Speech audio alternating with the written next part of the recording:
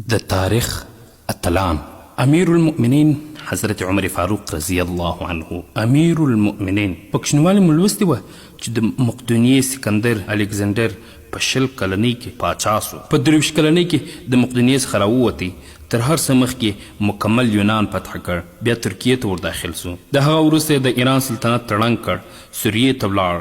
د هغه وروسته یروشلم او بایبل ته ورسېده، مصر او ورپسې هندوستان ته. په هندوستان کې د پور سره جګړه وکړه، د خپل ګران آس په یاد کې د پالشار آباد کړ. د مکران څخه د واپسۍ سفر یې پیل کړ. په لاره کې زیړی زیردي په مرض اخته سو او په 323 قمري کال کې په 33 کلنۍ کې د بخت نصر په عالیشانه ماڼۍ کې مړ سو. نړۍ ته تر ننه پورې دا ښودل کیږي چې هغه د انساني تاریخ یو عظیم جنرال، فاتح او پاچا و، او تاریخ د هغه کارنامو د کبله دته د ستر سکندر نوم ورکړ. موږ مسلمانانو هم د هغه څخه ستر سکندر یعنی د پاچاهانو پاچا جوړ کړ. مګر نن د 21مې پیړۍ د ټولو مؤرخینو مخې ته یو سوال ږدم، آیا د حضرت عمر فاروق رضی الله عنه په موجودیت کې سکندر د دې حق لري چې د سکندر اعظم په نوم یاد سي؟ زه د ټولې نړۍ مؤرخینو ته د سکندر او فاروق اعظم رضی الله عنه د فتوحاتو او کارنامو د موازنه کولو او پرتله کولو دعوت ورکوم. تاسې هم فکر وکړئ، سکندر د باچا زوی و، د نړۍ بهترینو استادانو د آس مهارول او چلول وښولي وو. د ارسطو غوندې استادانو د ناست او مجلس کولو فرصت ورته برابر سوی و چې کله 20 کلن سو په تخت او تاج ونازول سو، د سیمې ټولواک سو. مګر د ده په مقابل کې د حضرت عمر رضی الله عنه په 7 نسلونو کې کوم باچا نه و تیر سوی. د بیزو، پسونو او اوښانو په سرولو کې رالوی سو. نه یې د تورو، نیزو او غوښو ویشتلو زده کړه د کومې اکیډمۍ څخه کړې وه.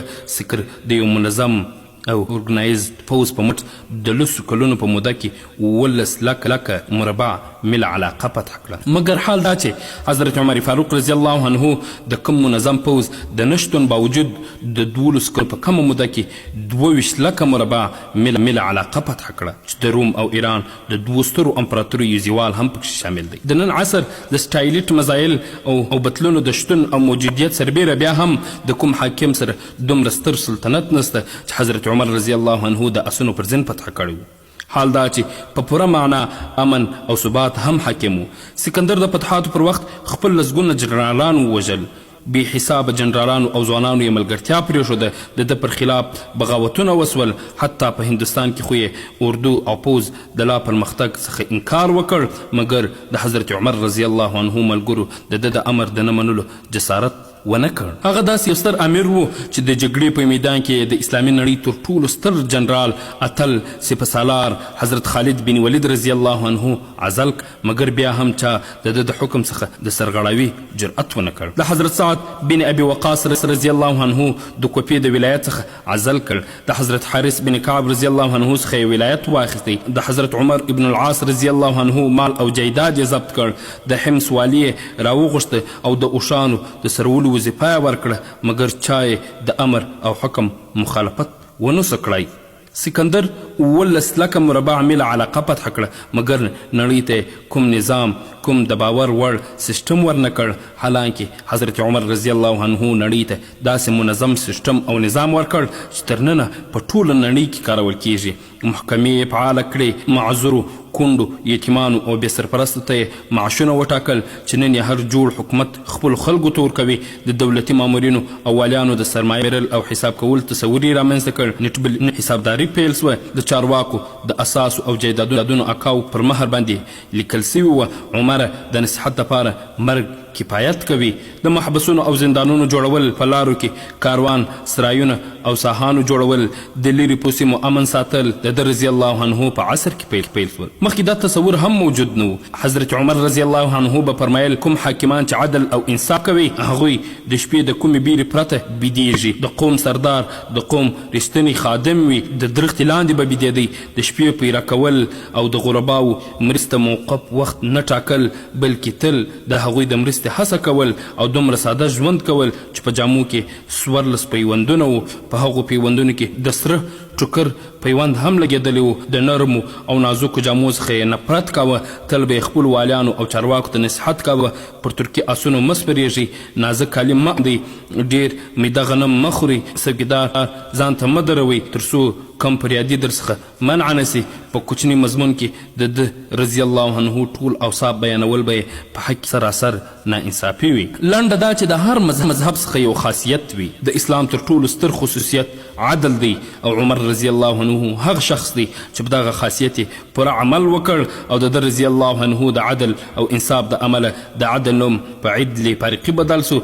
د شهادت په وخت کې د یو چا پوروړی و چې د وصیت مطابق یې د ده رضی الله عنه یوازنی کور خرڅ کړ او د ده رضی الله عنه پورې په ادا کړی. دی د نړۍ هغه یوازنی حاکم و چې فرمایل به زما د واک په موده کې د فرات د سیند په غاړه یو سپی د لوږې مړ سي نو سزا به یې عمر رضی الله عنه زغمي. د ده رضی الله عنه د عدل دا حالت و. کوم وخت چې رحلت وکړ د ده رضی الله عنه د سلطنت د یوې لرې پرتې سیمې یو شپون په ځغاسته خپلو ملګرو خواته راغی او ویل خلکو حضرت عمر فاروق رضی الله عنه انتقال سوی دی. خلکو په حیرت سره وپوښتل ته د مدینې څخه په زرګونه میله لرې په دغه ځنګل کې یې څنګه او د چا لوري خبر سوې؟ شپون ویل کوم وخت چې حضرت عمر رضی الله عنه ژوندی و زما مالونه به په ځنګله کې آزاد ګرځېدل، هیڅ ځناور به هغوی نه څرل، مګر نن اول وار یو شرموش زما د بزې بچی د ځانه سره یوړ. د هغه د جرأت څخه دا راته معلومه سوه چې امیر المؤمنین وفات سوی دی.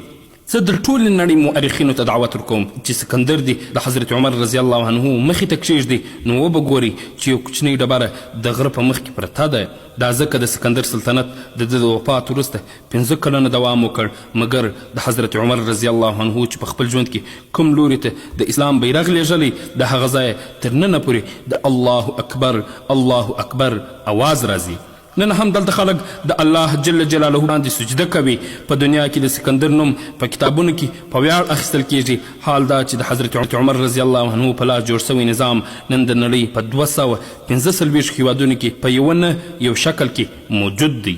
نن هم د یوې ډاکخانې څخه خط راوځي، د پولیسو یو کس مشخصه جامه په تن کوي، کوم پوځي 6 میاشتې وروسته په رخصتي کور ته ځي، یا هم حکومت کوم ماشوم معذور کونډ یا معمول کس ته وظیفه ورکوي نو هغه ټوله معاشره او سیمه بې اختیاره حضرت عمر رضی الله عنه ومني. هغوی د نړۍ د تر ټولو ستر سکندر په سترګه ورته ګوري، پرته د هغه مسلمانانو څخه چې نن د ناامیدۍ او بیرې د کبله حتی خپله کلمه هم په جرأت نسی ویلی. د لاهور مسلمانانو یو ځل د انګریزي استعمار په وخت کې هغوی ته اخطار ورکړی و که موږ د کورونو څخه راووځو جنګیز به دې هیر سي. اعظم جواهر لال نهرو په خندا ویلي وه افسوس چې مسلمانان نن د جنګیز په نوم اخطار ورکوي. هغوی دا هیر کړي چې د دوی په تاریخ کې حضرت عمر فاروق رضی الله عنه هم و. د حضرت عمر فاروق رضی الله عنه په اړه مستشرقین اعتراف کوي چې که په اسلام کې یو بل عمر رضی الله عنه وایي نن به په نړۍ کې یوازنی دین ان اسلام وایي. موږ نن دا هیره کړې ده چې په موږ کې یو عمر رضی الله عنه هم و.